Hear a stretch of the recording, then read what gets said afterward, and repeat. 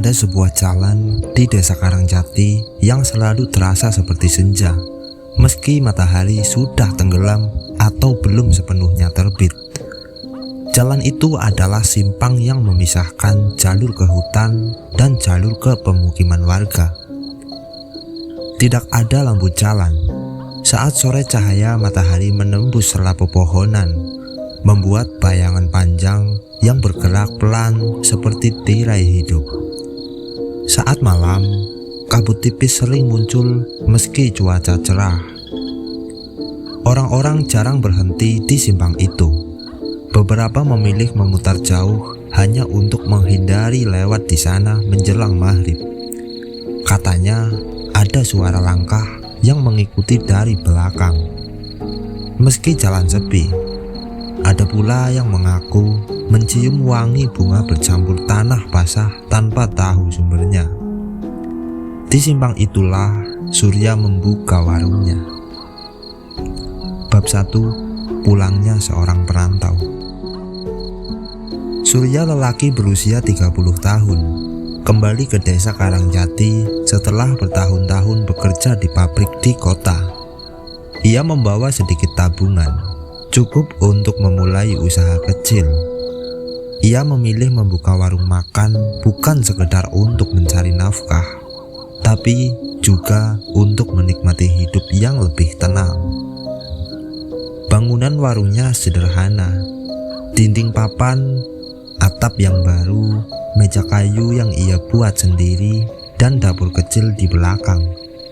Lokasinya strategis, tepat di simpang yang menghubungkan jalur pasar dan jalur ke kebun.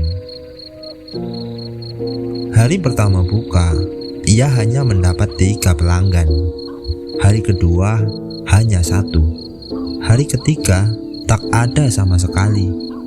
Surya mencoba bersabar, meyakinkan dirinya bahwa orang di desa butuh waktu untuk terbiasa. Namun, rasa cemas mulai tumbuh. Uang tabungannya cepat berkurang untuk belanja bahan.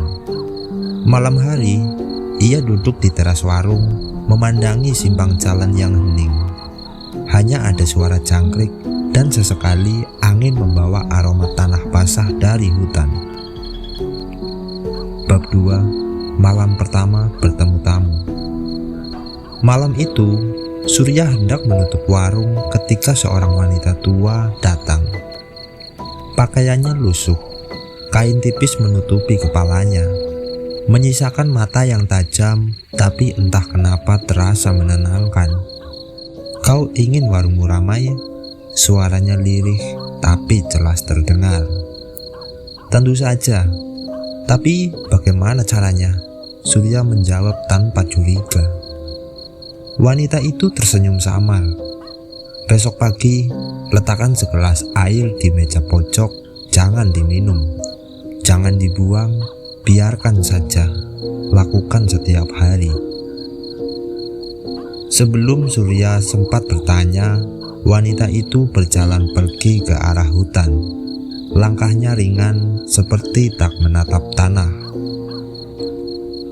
Surya merasa aneh, tapi kata-kata itu menempel di pikirannya. Bab 3. Keajaiban meja pojok. Keesokan harinya, Surya mengikuti saran itu. Ia menaruh segelas air di meja pojok dekat jendela, meja yang jarang terisi pelanggan. Hari itu berbeda. Pagi baru dimulai, tapi sudah ada 3 orang yang mampir. Siang hari, rombongan pekerja kebun datang. Sore, ibu-ibu dari pasar singgah membeli makanan. Warung yang biasanya sepi, kini dipenuhi suara orang. Surya tersenyum lega. Namun, ia memperhatikan sesuatu yang aneh. Meja pojok itu tak pernah kosong. Selalu ada seseorang yang duduk di sana. Meski ia tidak ingat melihat mereka masuk, orang-orang itu jarang bicara. Duduk diam, memandangi jendela, dan kadang seperti menggumam pelan. Segelas air itu tetap penuh. aroma senja, dan pelanggan aneh. Minggu berikutnya, warung Surya semakin laris. Tapi setiap senja, aroma aneh mulai muncul dari arah dapur. Campuran wangi bunga yang manis dan bau tanah basah seperti habis diguyur hujan. Beberapa pelanggan biasa mulai jarang datang. Sebagai gantinya, muncul wajah-wajah baru yang hanya datang saat langit jingga. Mereka duduk tenang, tidak memesan banyak, tapi menatap Surya lama sekali. Kadang, saat ia menoleh, ia melihat meja pojok itu diduduki orang yang berbeda dari yang ia lihat beberapa detik sebelumnya. Bab 5. Peringatan Tetua Desa. Suatu siang, Pak Tarman, tetua desa, datang ke warung.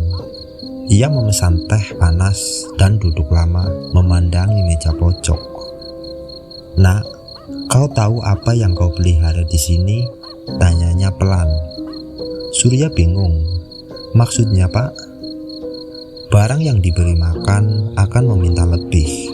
Hati-hati, kalau kau tak bisa membelinya, ia akan mengambil sendiri." Surya tertawa kecil, menganggapnya hanya kepercayaan lama. Tapi tatapan Pak Tarman tetap serius. "Ingat kata-kataku, simpang ini bukan tempat biasa." Bab 6. Jejak di malam hujan. Hujan turun deras malam itu. Surya sudah menutup warung, tapi dari kamarnya ia mendengar suara kursi bergeser. Lalu ia mengintip. Meja pojok terisi, seseorang duduk membelakanginya. Rambutnya panjang, basah, meneteskan air ke lantai.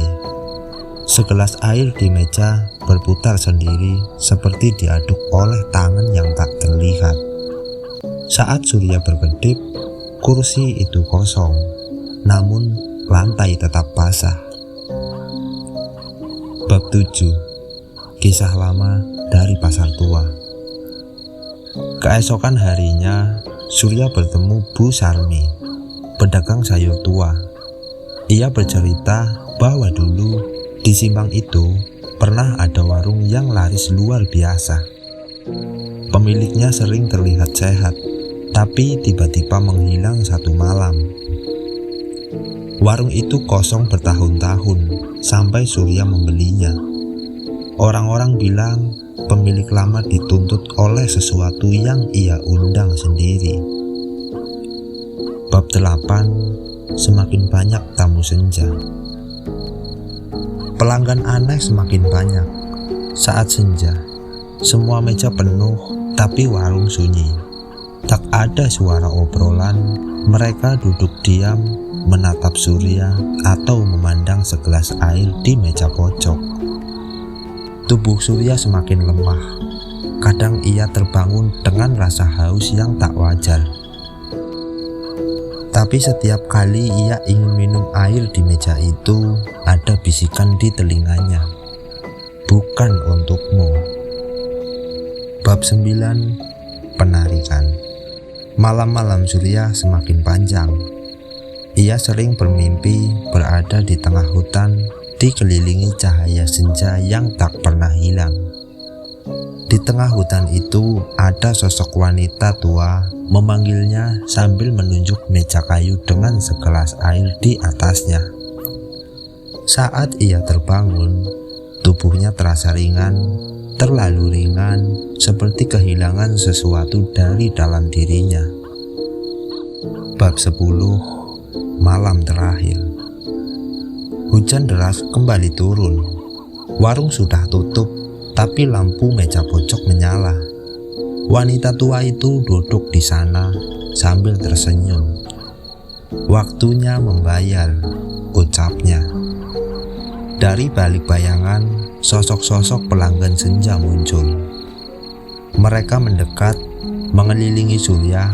Mata mereka hitam, kulit mereka pucat seperti tak pernah melihat matahari. Wanita tua itu mengangkat gelas air. Kau sudah diberi banyak, sekarang giliranku.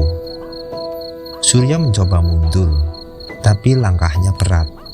Lantai seperti lengket menariknya. Dalam sekejap, ruangan berputar, cahaya senja menelan segalanya.